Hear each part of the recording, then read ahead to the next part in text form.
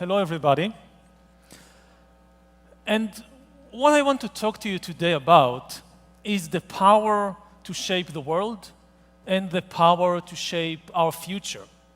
About your power as leaders and as innovators, but also about the power of the human species as a whole. And the big question we are facing is whether AI is taking away humanity's power to control our future, or perhaps AI is giving humanity more power than ever before. And also, can we even speak about humanity, about a single humanity anymore?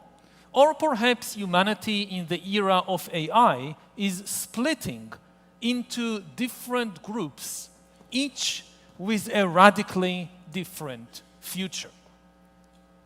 But before we get to AI, we have to say a few words about politics.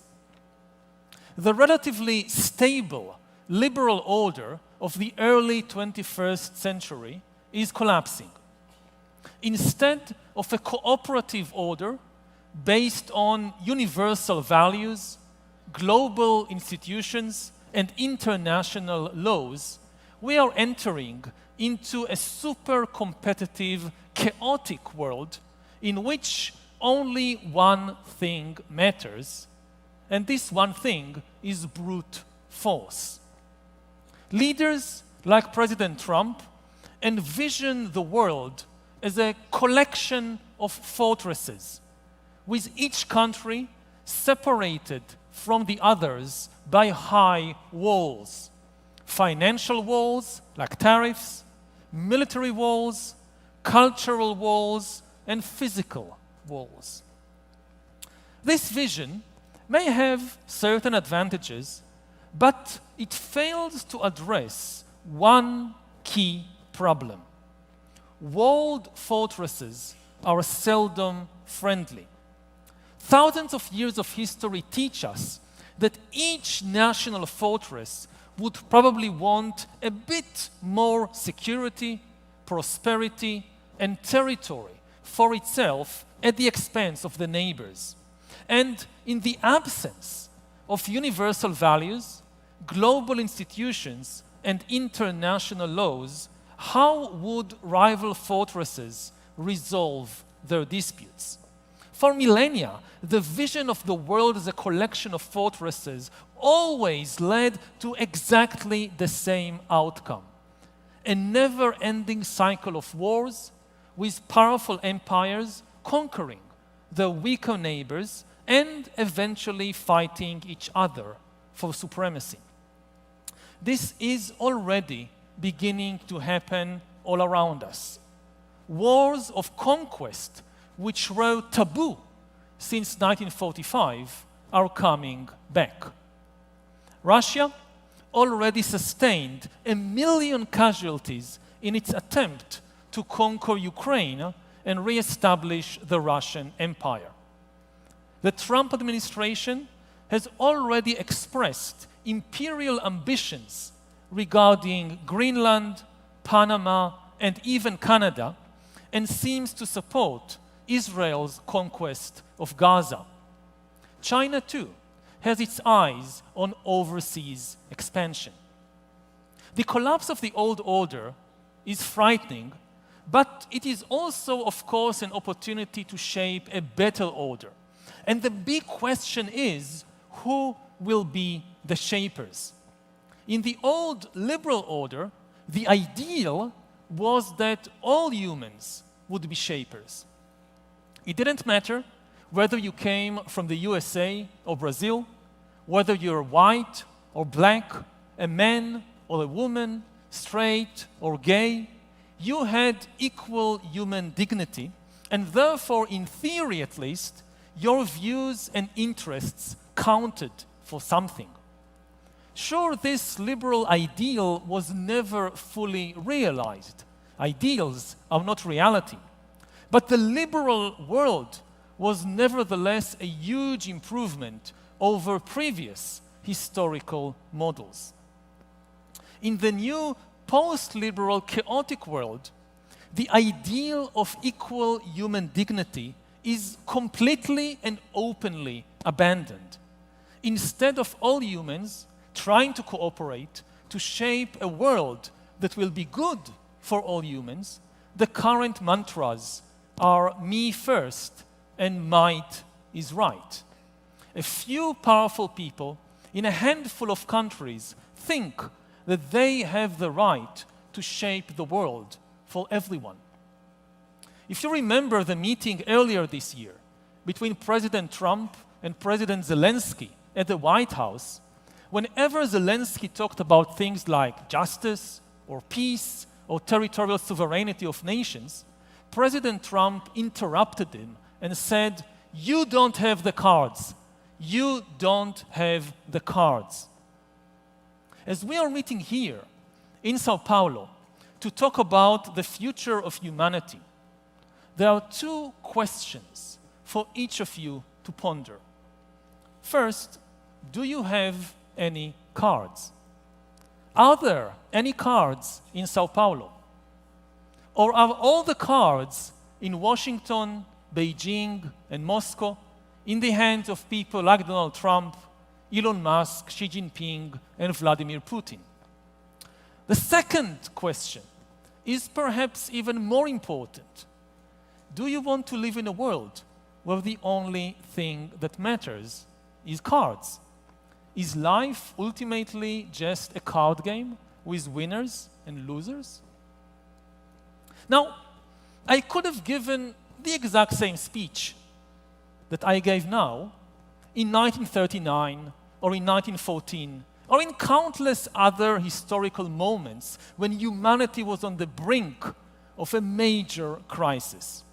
But this time, it's really different. Because as we ask ourselves, who will shape the new world of the 21st century, we need to take into account not only human shapers. For the first time in history, there are also non-human shapers on the planet, AIs.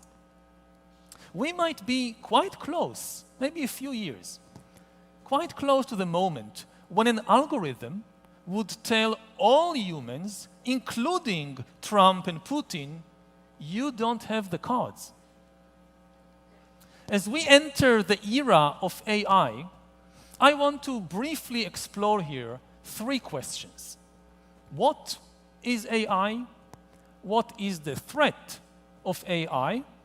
And how can all of you, business leaders, entrepreneurs, and innovators, help humanity not just survive, but also flourish in the era of AI? So let's start. What is AI? There is so much hype around this term, AI, that the term is now inaccurately applied to almost every machine, and it is becoming difficult to know what it really means. So let me be very, very clear. AI does not mean automation. AI means agency. AI is not a tool in our hands. AI is an independent agent capable of acting and learning and changing on its own. To be an AI, it is not enough for a machine to act independently, automatically. It must also have the capacity to learn and change by itself, to make decisions by itself, and to invent new ideas by itself. As a simple example, consider a coffee machine. If you press a button and the machine automatically makes you an espresso according to a pre-programmed procedure, this is not AI. The machine doesn't learn or create anything new by itself. But suppose that as you approach the machine, even before you press any button, the machine says to you, I've been monitoring you for the last few weeks. Based on everything I've learned about you, and based on your facial expression right now, I predict that you would like to have a double espresso with 1 spoon of sugar. So I've already made you such a cup. Here, take it. That's an AI. It learned something by itself and decided something by itself. And it is really AI if the following day the machine announces, I've now invented a new drink that I call Bespresso, and I think you would like it even better than espresso. So here, try it out. I made you a cup. The confusion about AI results in part from the term itself. The term AI has been invented decades ago as an acronym for artificial intelligence. But it is inaccurate to think about AI as an artificial intelligence if by artificial we mean something that is entirely designed and controlled by humans. AI is not artificial in this sense. So it's better perhaps to think about AI as an acronym for alien intelligence. Alien not in the sense that it's coming from outer space, it doesn't. Alien in the sense that this is a non-human intelligence, it's not even an organic intelligence. It operates on completely different inorganic lines. It therefore is able to make decisions and to invent ideas that would never occur to human beings or to any other organic animal. A famous example of this was given already back in 2016 when the AI AlphaGo defeated the human Go champion Lee Sedol in Seoul. This game became justly famous, not just because AlphaGo defeated the human champion. It was the way AlphaGo defeated Lee Sedol which shocked the world. Because AlphaGo, in order to win, invented new strategies for how to play the game that never occurred to any human player in thousands of years of the history of Go. Now, as long as AI invents new ways to play games or new kinds of coffee, it doesn't seem very important. But very soon, AI will invent new military strategies, new kinds of money, and even entire ideologies and religions. Consider money and finance more generally. If you recall the 2007-2008 financial crisis, you might remember that it was largely caused or started by something called CDOs, collateralized debt obligations. CDOs were financial devices invented by a handful of mathematicians and investment wizards. These financial devices were so complex that they were almost unintelligible to most humans, including politicians and regulators. And this led to an oversight failure and a global catastrophe. Now, what happens if we now allow or even encourage AIs to invent new financial devices that will be orders of magnitude more complex than CDOs and that will be utterly unintelligible to any human being? Such devices could greatly improve financial efficiency and contribute to economic growth, and they could become the bedrock of the global financial system. But what would happen to human politics when no voter or politician is able to understand and regulate finance anymore? And what happens if after a few years of unprecedented boom, the financial system suddenly busts and there isn't a single human being on earth that is able to make sense of what is happening? Now consider the implications for something like religion. Especially, let's take as an example, religions based on texts like Christianity, Islam, and Judaism. For thousands of years, Judaism granted ultimate authority not to human beings, but to texts like the Bible and the Talmud. Flesh and blood rabbis nevertheless had immense power within Jewish society for the simple reason that their holy texts could never speak for themselves. They were mute. Whenever you had a question about the text, you needed a human interpreter. Rabbis are humans who know their way around many Jewish texts, from the Bible to the latest commentaries on the Talmud. This is the source of their authority. Now, over the centuries, so many Jewish texts have been composed that not even the most learned rabbi is able to read all these texts in his or her lifetime, let alone remember everything written there. But of course, this is something that an AI can easily accomplish. AI could quickly read all the Jewish texts ever composed, remember every word in every single one of these texts, and also find patterns in the texts that have so far escaped human notice, human attention, and AI could therefore use its unprecedented scriptural understanding and knowledge to produce completely new interpretations of the Holy Word. And this, of course, is true of Christianity and Islam as well. In effect, AI can start functioning as a holy text that talks back to the faithful without any need of a human mediation. What happens to a religion of texts when the texts start talking? Now, since Judaism invests, as I said, authority in the texts, a flesh and blood rabbi cannot just ignore the scriptural arguments of an AI. And human rabbis will very soon find it very difficult to compete with AI's mastery of the Jewish canon. Even if AI is not granted formal rabbinical status, it is likely that at least some humans, including even some rabbis, would turn to an AI rabbi for scriptural guidance and inspiration.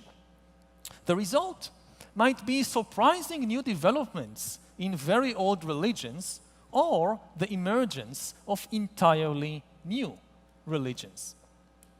Now, these kinds of developments have enormous positive potential. They can help humanity in countless ways, from inventing new medicines to preventing catastrophic climate change. But, of course, AI also poses many threats.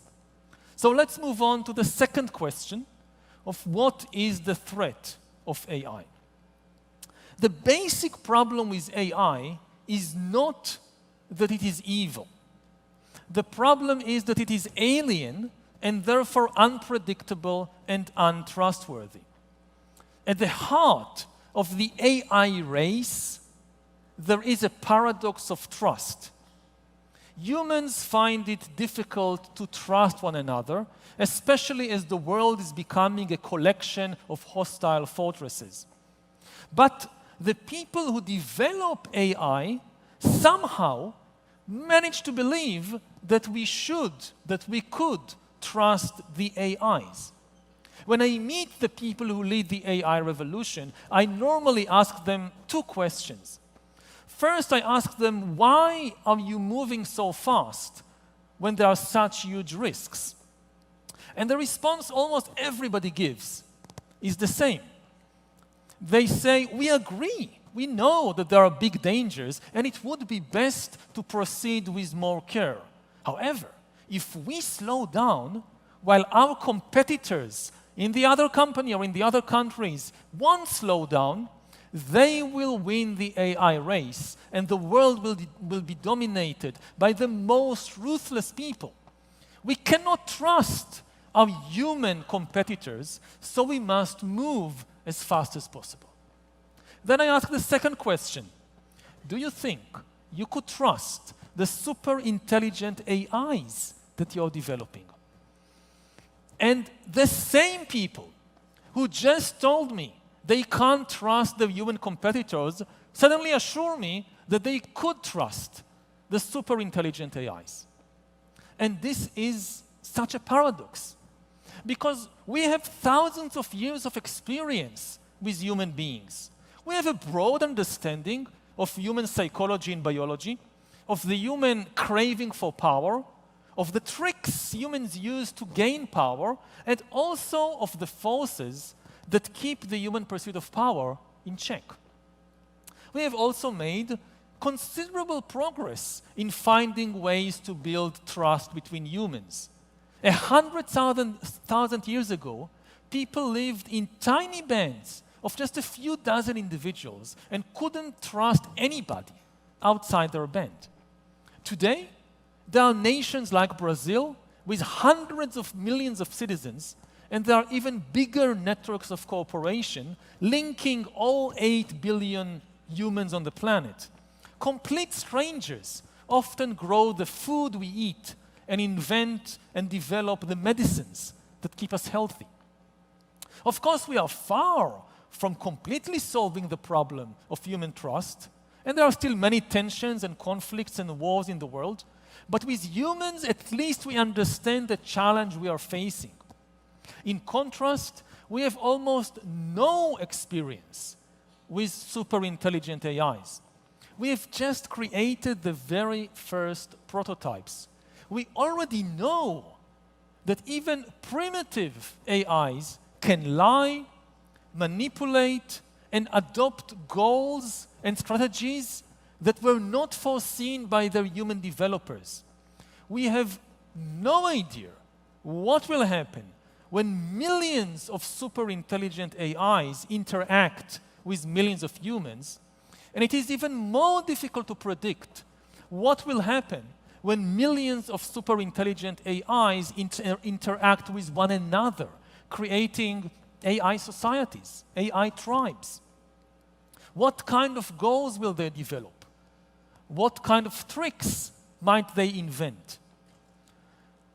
True, at present, it is humans who develop the AIs, so we can try to design them in a way that will make them safe for humanity.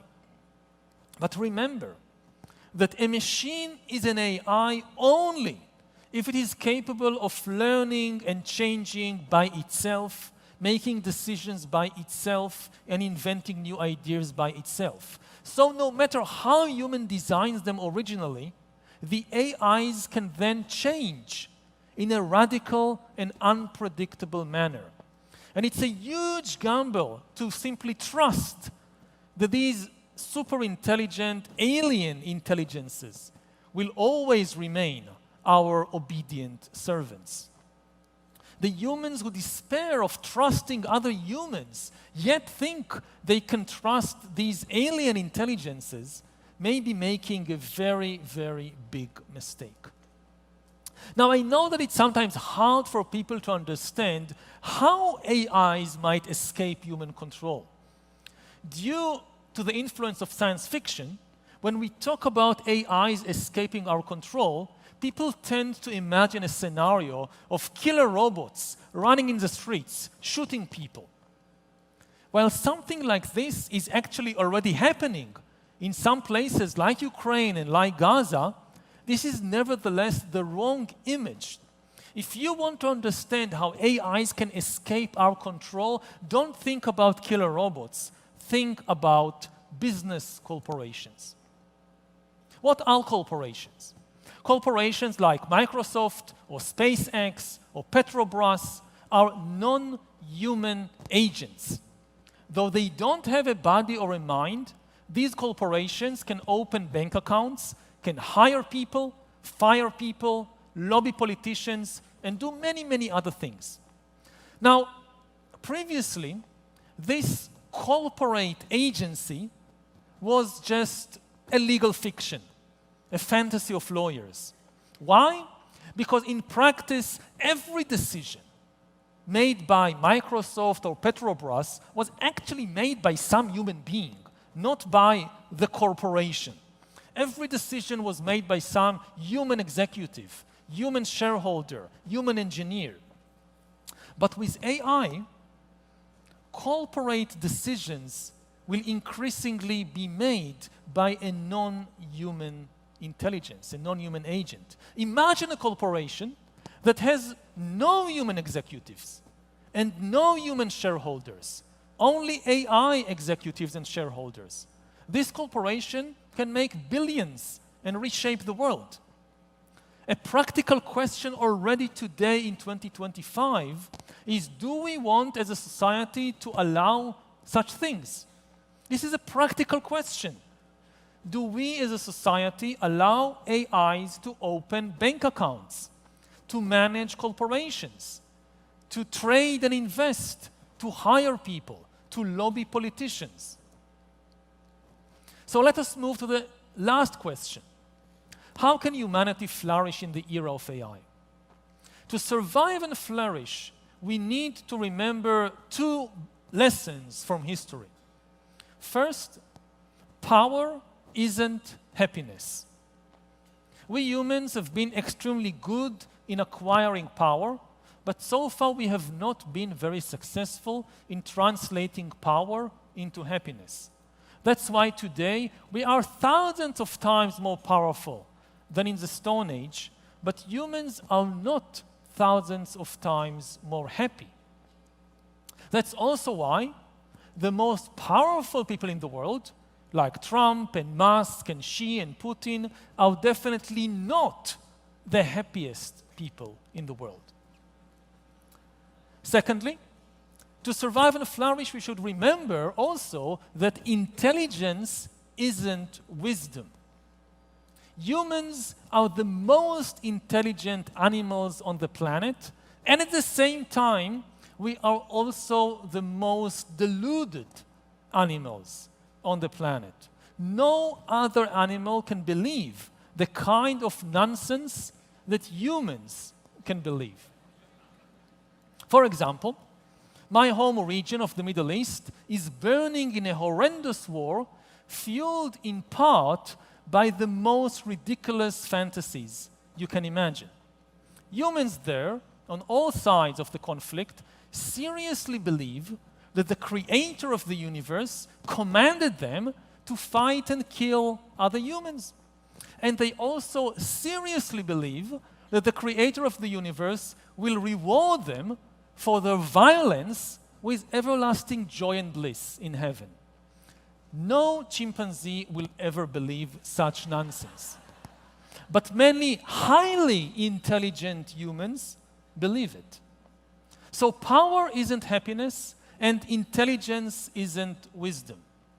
AI will be more powerful and more intelligent than us. But the power of AI doesn't mean it will bring happiness, and the intelligence of AI doesn't mean that AI will be free from delusions.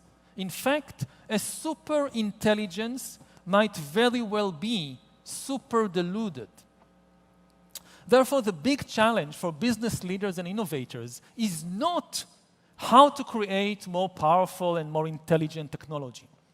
Rather, the challenge is how to develop the wisdom necessary to use all this power and intelligence for good purposes.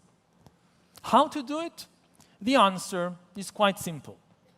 Build more trust between humans before developing super intelligent AIs. Do you know why planet Earth is nevertheless ruled by humans and not by chimpanzees? Not because we are more intelligent than the chimpanzees. Humans rule the world because we know better than any other animal how to build trust with strangers and cooperate in very, very large numbers. We have developed this ability for thousands of years. Unfortunately, just when we need human trust more than ever before, many of our most powerful leaders are busy destroying this trust. Instead of strengthening connections between all humans, they are busy building walls between humans. If humanity is divided, AI will escape our control and will enslave or even annihilate us. On the other hand, if humanity cooperates, we can together develop AI and other technologies in a safe and responsible way. Think about AI as humanity's common child. When we educate children, we know that children learn from what we do, not from what we say. If you tell your child, don't lie, and then the child observes you lying, the child will also lie. Similarly, if you're a tech tycoon developing a super intelligent AI, and you're telling the AI, don't lie, and the AI then observes you lying, the AI will also lie.